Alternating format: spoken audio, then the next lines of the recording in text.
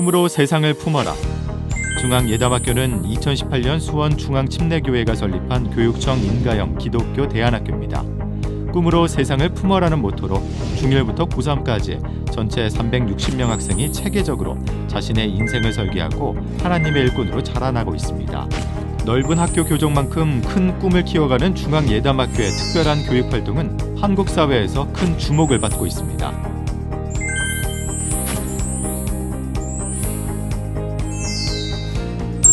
꿈으로 세상을 품어라.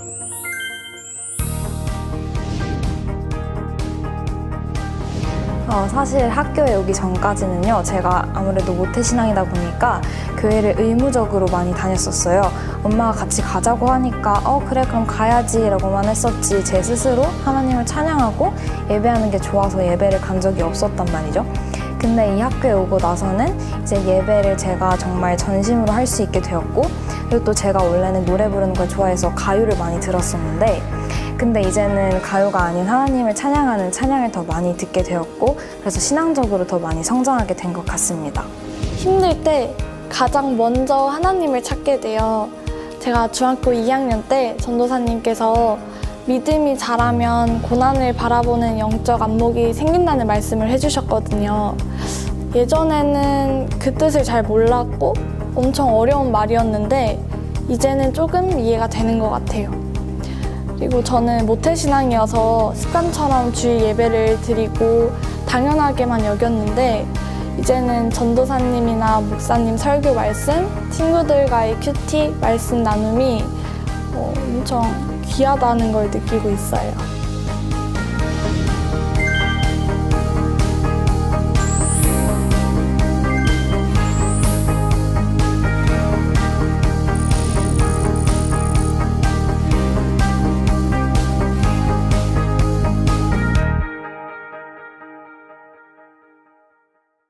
다음 세대의 위기는 한국교회가 당면한 가장 심각한 현황 중 하나인데요. 최근 한 조사 결과에선 기독교 가정에서 자란 아이들도 성인이 되면 교회에 나오지 않는 경우가 늘어나는 것으로 나타났습니다. 다음 세대 신앙 대물림에 빨간불이 켜지면서 부모가 자녀의 신앙을 책임지는 이른바 세대 간 신앙 전수가 시급한 과제로 떠오르고 있습니다. 여러 가지 고민을 안고 사는 아이들에게 요즘의 크리스찬 부모들은 아이들을 성경적인 가치관으로 이끌어주지 못하고 오히려 세상 부모와 다를 바 없이 아이들을 훈육하는 모습을 보이는데요. 지금부터 보실 가정의 모습도 이러한 세태를 여실히 보여주고 있습니다.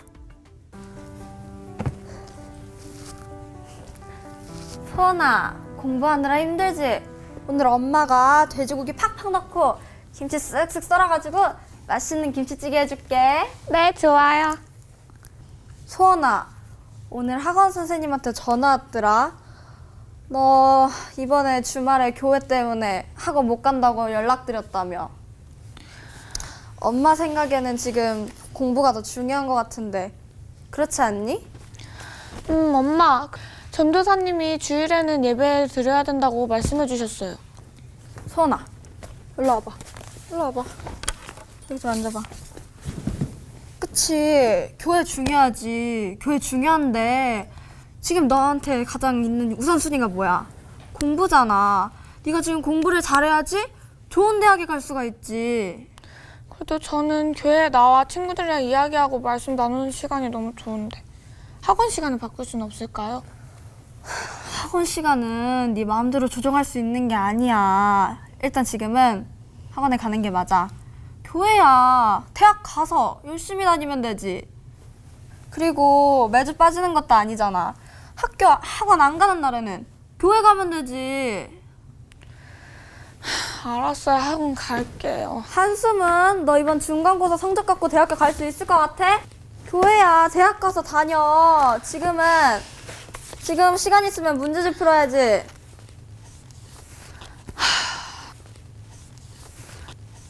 통찰력 있는 사람은 화내기를 더디한다. 통찰력? 엄마, 여기서 통찰력이 무슨 뜻이에요? 통찰력? 너 지금 그게 중요하니? 이거 뭐야? 그거 전도사님이 매일 큐티하라고 나눠주신 거예요. 공부하기 전에 하려고요. 그래? 너 근데 이거 할 시간 있니? 아침에 영어 단어 외우기 바쁘지 않아? 그렇긴 한데 그래도 공부하기 전에 말씀 읽고. 소연아, 이런 건 좀 나중으로 미루자. 네가 지금 공부를 열심히 해서 좋은 대학 가는 게 우선이라니까? 네가 좋은 대학 가야지 하나님한테 영광을 돌리는 거야. 알겠지? 우리 딸 공부해. 화이팅!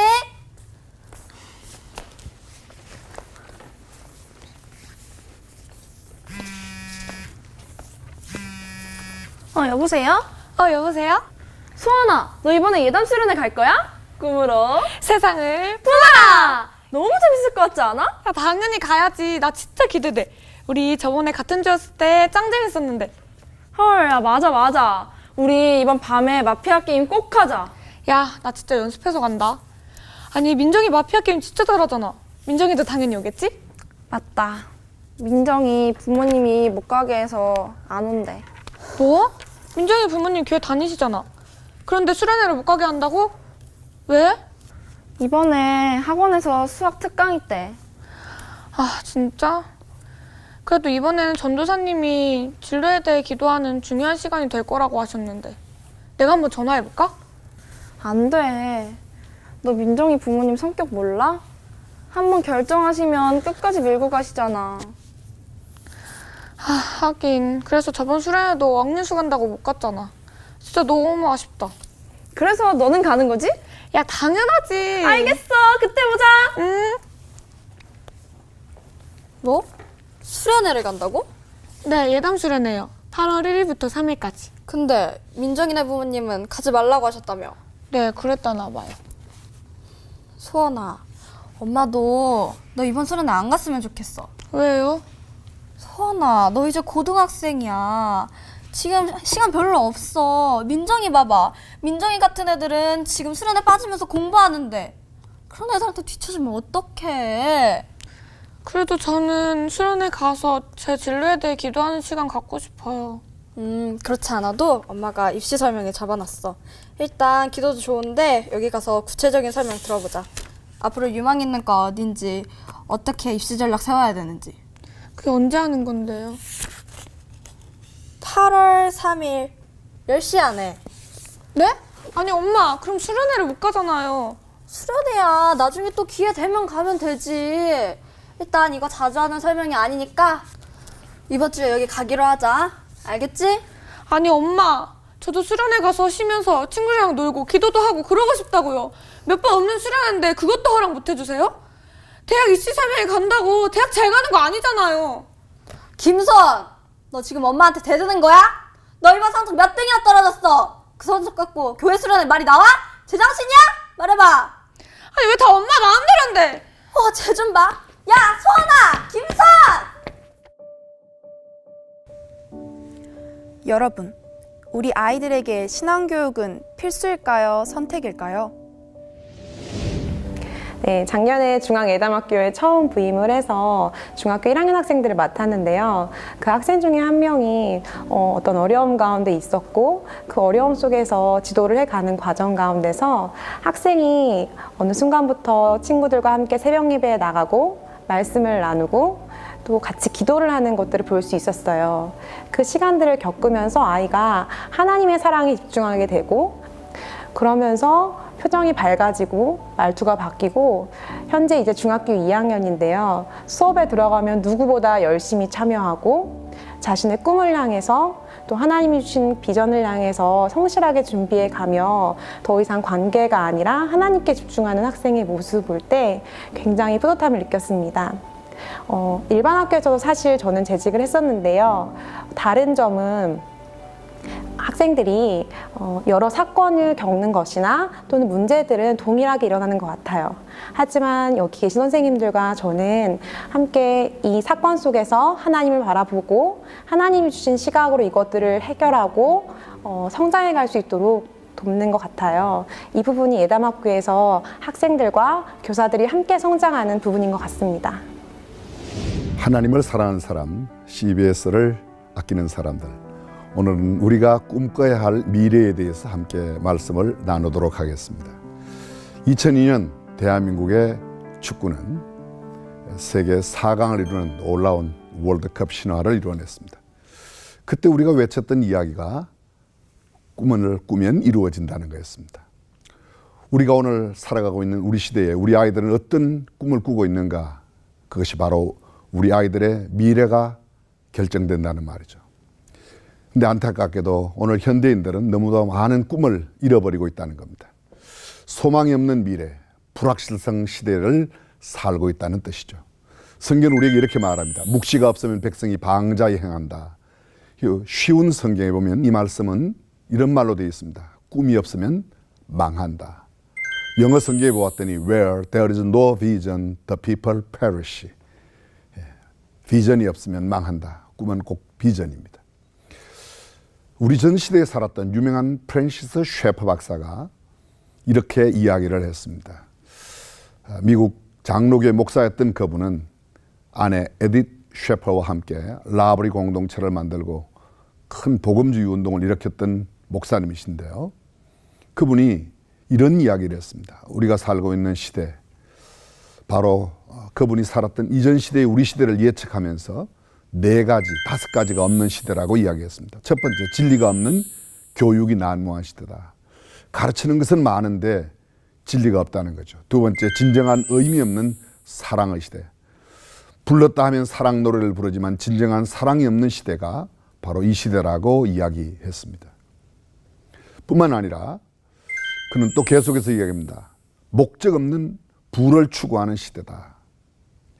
사람들이 열심히 돈을 버는데 왜 버는지를 모르죠. 또 뿐만 아니라 또 한 가지 더 특징이 있는데 죄책감이 없는 살인을 쉽게 한다는 겁니다. 그저 돈 한 푼 달라고 해서 주지 않는다고 살인한다는 것이죠. 5번째 특징 하나가 절대적인 도덕 가치를 거부하는 시대라고 이야기했습니다. 포스트 모더니즘의 전형적인 특징이 무엇입니까? 나도 진리라는 겁니다. 너만이 진리가 아니라 그래서 절대적인 진리를 부정하고 있습니다. 다른 말로 말하면 하나님을 부정하는 것이죠. 전 하버드 대학교 총장을 지내셨던 분이 이런 이야기를 했습니다. 현대의 젊은이들은 4가지가 없는 시대에 살고 있다. 소위 사무시대, 4가지 부재시대에 살고 있다. 첫 번째로 불러야 할 노래가 없는 시대를 산다고 이야기했습니다. 두 번째로 따를 만한 지도자가 없는 시대라고 이야기했습니다. 또 한 번 더 나가면 흔들어야 할 깃발이 없는 시대.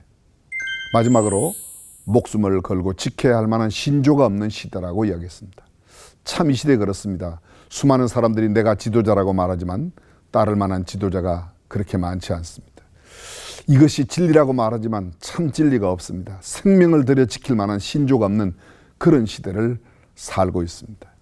이런 시대에 우리가 올바른 꿈을 갖는다는 것은 얼마나 중요한지 모릅니다. 왜냐하면 그 꿈은 우리의 미래를 결정하기 때문입니다. 성경에 사사기에 이런 말씀이 있습니다. 그 세대 사람도 다 그 조상들에게로 돌아갔고 그 후에 일어난 다른 세대는 여호와를 알지 못하며 여호와께서 이스라엘을 위하여 행하신 일도 알지 못하였다고 말합니다. 이 말씀의 배경은 이러합니다. 여호수아 시대가 마감되고 난 뒤에 여호수아가 하나님의 부르심을 받고 떠났습니다. 근데 그 다음에 일어난 세대들은 하나님을 알지 못했다는 거예요. 왜 그럴까요? 여호수아 세대의 사람들이 하나님을 가르치지 못하였기 때문입니다. 하나님께서 행하신 일도 몰랐다. 하나님께서 어떤 일을 행하셨는지도 후대에게 가르치지 않았다는 겁니다. 결국은 그래서 그 후대의 사람들은 아무것도 알지 못하고 미래를 내다볼 수 없는 그런 암울한 시대를 살 수밖에 없었습니다. 우리가 사사시대를 잘 알고 있습니다. 사사시대의 특징이 무엇입니까? 사사들이 있을 때는 굉장히 안정된 세상을 사는 것 같았지만 그들이 떠나가고 나면 또 혼란의 시대가 계속되었습니다. 이 혼란과 새로운 정착의 시대가 계속해서 반복되는 시대가 바로 이 사사시대였습니다. 근데 이런 사사시대가 왜 왔는가? 꿈이 없는 사람들 때문에 그렇습니다. 하나님을 알지 못하고 하나님께서 행하신 일도 알지 못하는 사람들이었기 때문입니다. 그렇다면 우리는 무엇보다 중요한 것 이곳에서 깨닫게 됩니다. 그것은 바로 하나님을 바로 알아야 되고 하나님을 가르치는 것만이 가장 중요하다는 사실입니다. 우리 교회에서 세운 중앙예담학교라고 있습니다. 우리 학교는 좀 특이한 학교입니다. 전교생 모두가 다 기숙학교로 되어 있는데요. 기숙사에 입소했습니다. 근데 학생들은 보통의 아이들과는 좀 다릅니다. 학교 부적응, 학습 부진 아이들을 받습니다. 이게 우리 학교에 들어오려고 하면 내가 학교에 부적응한 학생이었다 또는 학습 능력이 별로 좋지 않았다는 걸 증명해야만 들어올 수 있는 그런 학교입니다. 근데 우리 학교에 들어온 아이들이 오래되지 않아서 하나님을 알아가는 일은 그 누구보다 앞장서게 되죠. 왜냐하면 우리의 교육의 핵심이 하나님을 가르치기 때문입니다. 하나님의 말씀과 다음 세대 사람들에게 신앙을 잘 전수하는 것, 그것이 학교를 세운 아주 중요한 목적이기 때문에 그렇습니다. 왜냐하면 하나님을 알지 못하고 하나님께서 행하신 일을 알지 못하면 아무리 번창하고 흥황한 예술, 문화, 도덕, 정치, 경제 다 허사로 돌아가기 때문입니다. 그러므로 보다 중요한 것은 하나님을 바르게 알고 하나님께서 행하신 일을 안다는 겁니다. 그러려고 하면 하나님의 일을, 하나님을 가르치고 있는 책이 무엇입니까? 성경책이죠. 그래서 우리는 매일 아침 첫 수업 시간이 하나님의 말씀으로 시작합니다. 새벽 기도가 있습니다. 수요일 날 예배가 있습니다. 주일은 부모님과 함께 드리는 한 주일을 시작하는 예배가 있습니다. 신앙을 위한 모든 교육 과정, 이것이 가장 중요하게 느끼는 겁니다. 학기를 시작할 때마다 가장 중요하게 여기는 것은 먼저 영적으로 그들의 영혼을 부흥시키는 일입니다. 영적인 태도와 자세가 바르게 되어야 공부를 제대로 할 수 있기 때문입니다. 그리고 그 공부야말로 하나님을 바르게 배울 수 있는 교육이 되기 때문에 그렇습니다. 제가 조금 전에 말씀드린 주일날 부모님과 함께 드리는 예배, 우리는 그 예배를 한 주를 여는 채플이라 그렇게 말합니다. 언제나 그 예배는 부모님이 함께 오십니다. 기숙사에 있을 때 부모님이 함께 잘 만나지 못하죠. 그러나 한 주를 시작하는 채플, 그 시간에는 부모님이 함께 와서 짧은 시간이지만 깊은 대화를 나누고 아이들과 함께 시간을 보내게 됩니다.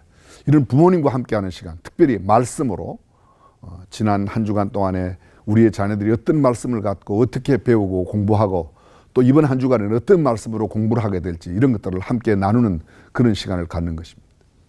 아이들의 변화가 놀랍게 참 일어나고 있습니다. 상상지도 못했던 일들이 많이 일어납니다. 전혀 우리가 생각할 때 학교 부적응, 소위 말하는 쉬운 말로 사람들은 문제아라고 말하지만 저는 그렇게 생각하지 않습니다. 문제의 부모가 있지 문제의 아이들은 없기 때문입니다. 그런 아이들이 하나님의 말씀을 암송하고 말씀 가운데서 그들의 인격이 변화되고, 그래서 우리 학교 얘기를 조금 더 하면 우리 학교 학생들이요, 사람들과 이야기할 때 욕을 잘 하지 않습니다. 그게 무슨 말이냐? 여러분 잘 아시는지 모르지만 지금 학교에 있는 많은 아이들이 그냥 평상의 이야기 가운데 욕이 섞여야 이야기가 된다고 할 만큼 욕을 많이 해요. 근데 우리 학교에는 그런 아이들이 전혀 없습니다. 오히려 존대어렸습니다. 선생님과 학생들 사이에 유대관계가 그렇게 좋을 수가 없습니다. 그들에게 물어봅니다. 너희들이 어떻게 이렇게 할 수 있냐고 물어보면 그들은 성경의 가르침이 바로 그것이라고 늘 이야기하고 있습니다. 하나님의 말씀 교육보다 더 중요한 교육이 있을까요? 조금 전으로 다시 돌아가겠습니다. 이스라엘 백성들이 왜 다른 세대로 살게 되었습니까? 하나님을 알지 못하는 그런 삶, 그렇습니다.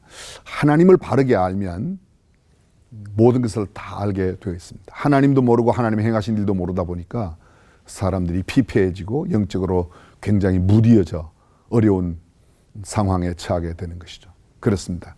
우리가 살아가는 세상 속에 가장 필요한 것, 하나님의 말씀 교육이고, 그리고 또 정말 올바른 꿈을 가지는 교육이 아닐까. 꿈이 없으면 사람들은 다 망한다고 말하고 있지 않습니까?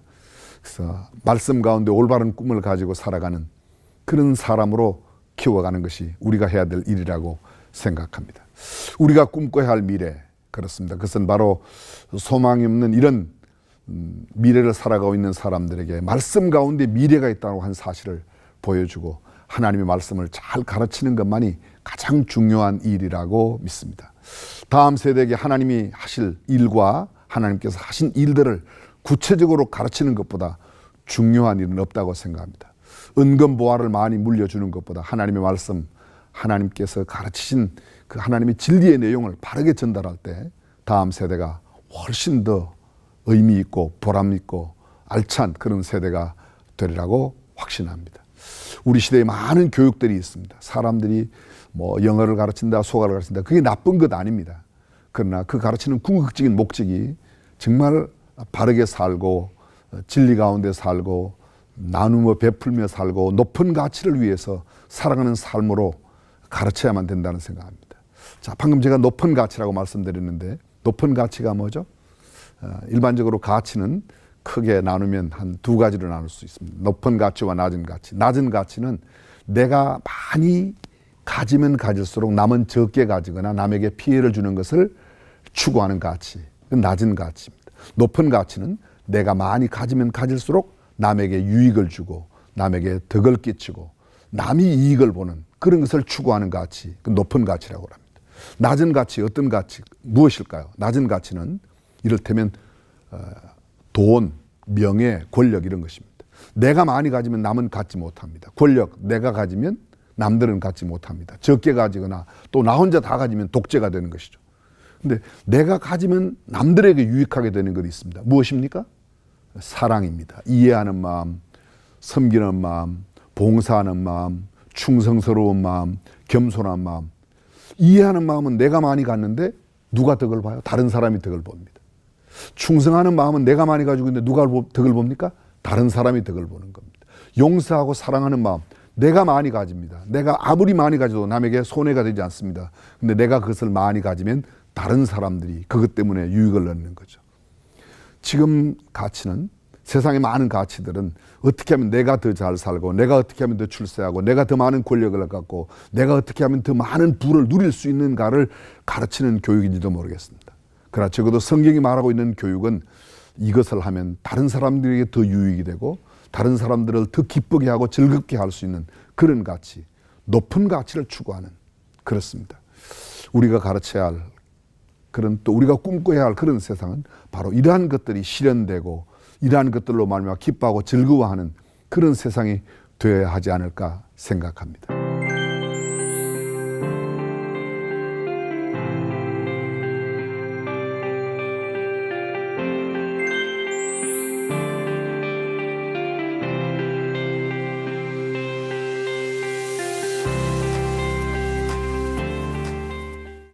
오늘 함께 우리가 꿈꿔야 할 세상, 우리가 미래를 바라보면서 정말 가져야 할 태도, 그것은 바로 이러한 것이라고 저는 믿습니다.